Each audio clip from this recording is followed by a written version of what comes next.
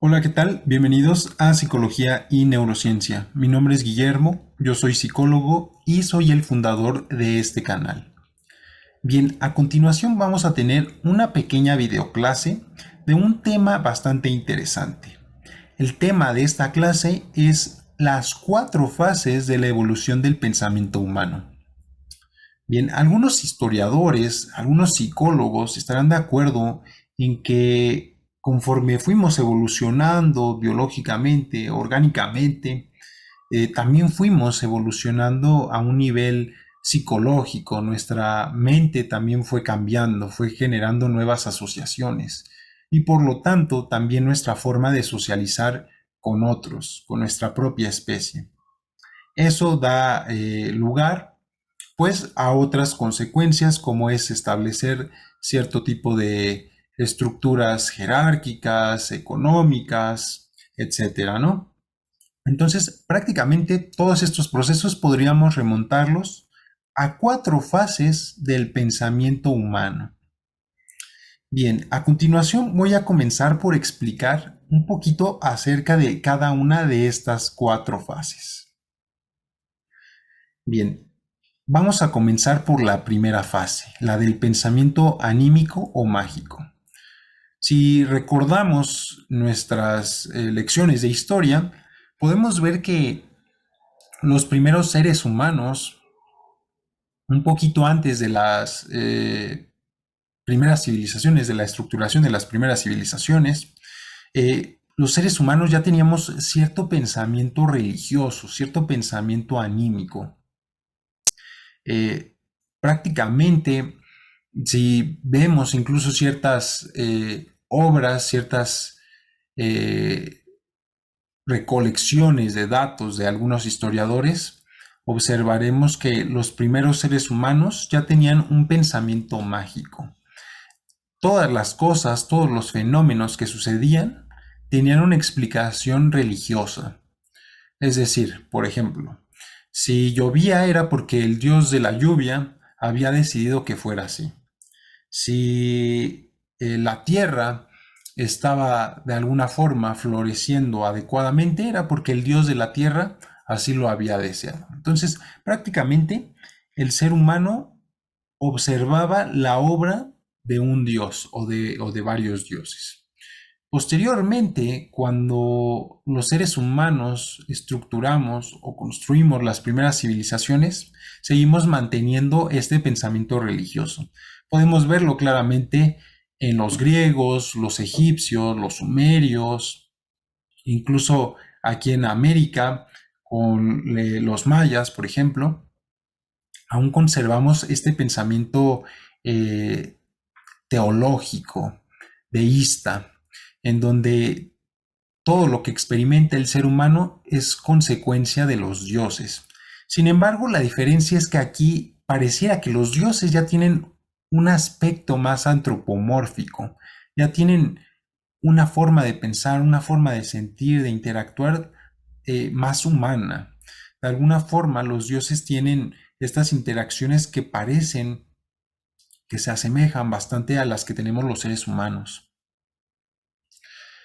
Por otro lado, el ser humano sigue creyendo que los fenómenos ocurren gracias a estos dioses, ¿no? Por ejemplo, si algo bueno ocurría, pues era porque los dioses estaban contentos, era porque los dioses de alguna forma habían decidido estar eh, dando una recompensa a los seres humanos por algo bueno que habían hecho.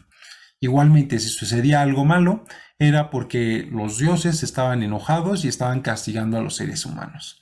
Entonces, prácticamente, aquí podríamos decir que había 2 protagonistas en esta etapa de la historia. Uno es Dios y el otro el hombre. Los 2 protagonistas. Prácticamente, Dios es la causa de todas las cosas que suceden en esta etapa de la historia humana. Posteriormente, llegó otra época, que es cuando se estructura la filosofía.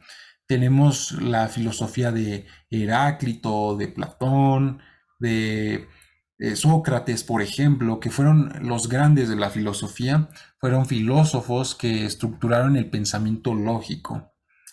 Aquí es donde comienza a cambiar un poco el pensamiento humano, porque ya no es que las causas estén en los dioses, sino que hay una razón de ser de las cosas. Hay un por qué sucede, del por qué suceden las cosas, perdón. Por ejemplo, si crece una planta, un árbol del suelo, pues evidentemente la lógica es que antes de esa planta había una semilla y antes de esa semilla había tierra fértil. Entonces, se trata de buscar la causa última de las cosas. La filosofía busca encontrar razones observables en los fenómenos que vemos. Entonces, podríamos decir que aquí ya no hay un pensamiento mágico, sino hay un pensamiento metafísico. Los dos protagonistas aquí son la lógica y el hombre. Prácticamente aquí el ser humano cree que la lógica es lo que lo va a llevar a encontrar la verdad última de las cosas.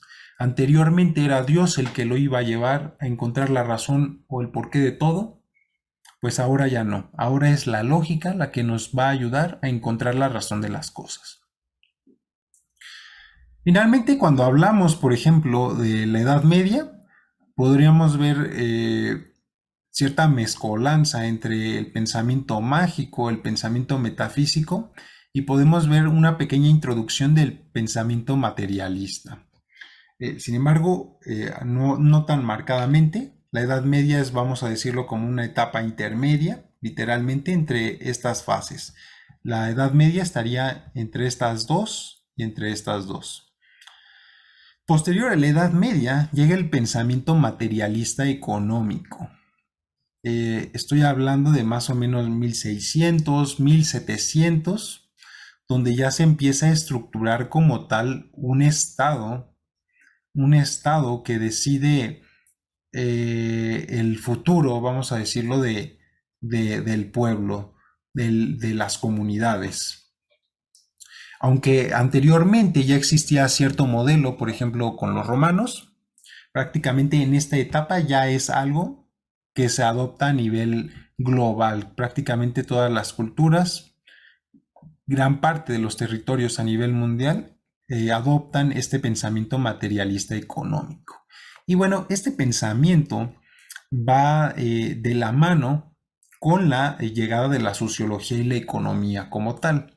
Claramente, desde esta perspectiva, prácticamente todos los fenómenos que existen tienen una razón de ser y además tienen un valor, ¿no? Por ejemplo, la computadora por la cual estás observando esta videoclase, los audífonos con los que estás escuchando la clase también, pues tienen un valor económico. Prácticamente todo lo que está en tu cuarto, en tu habitación, tiene un valor económico.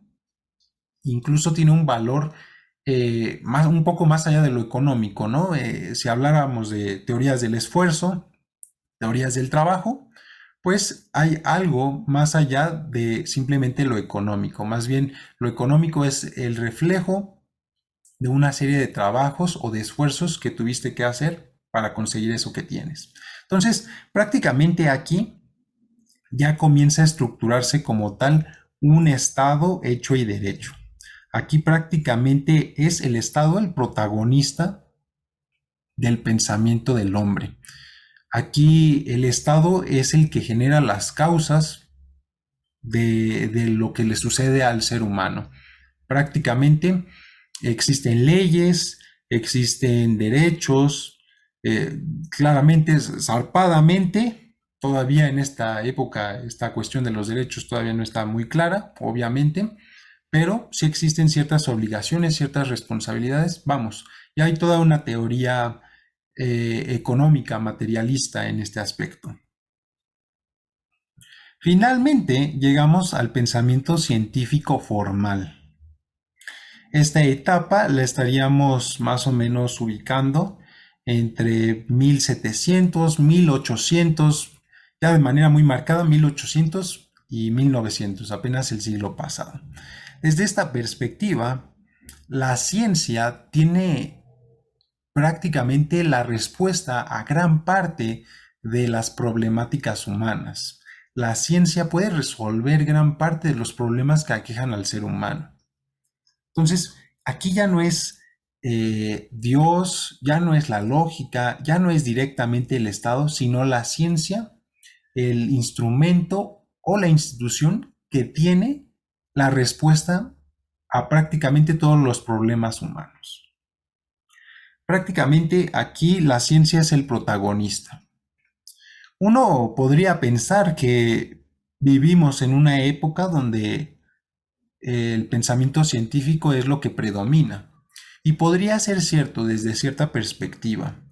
Es verdad que la ciencia es vista como la salvación y en muchas ocasiones ha demostrado ser una herramienta totalmente necesaria para la evolución del pensamiento humano. La ciencia, es lo que ha generado que los seres humanos mejoremos nuestra calidad de vida, nuestra forma de pensar, nuestra visión acerca del mundo, de muchos fenómenos. Claramente, en este momento que se está grabando el video, en pleno siglo XXI, en pleno año 2021, pues vemos que se está librando toda una batalla científica allá afuera. Entonces, puede ser que desde cierta perspectiva la ciencia sea lo que esté predominando esta época. Sin embargo, la realidad es muy distinta, porque si yo les preguntara, ¿cuál de estos pensamientos es el que predomina realmente en nuestra cotidianidad? ¿Qué me responderían? Muchas personas me responden que es el pensamiento metafísico, que es el Estado, en efecto la ciencia, pero la realidad es que no. La realidad es que los 4 tipos de pensamiento que han aparecido en la evolución del hombre siguen estando presentes, incluso cotidianamente, día con día.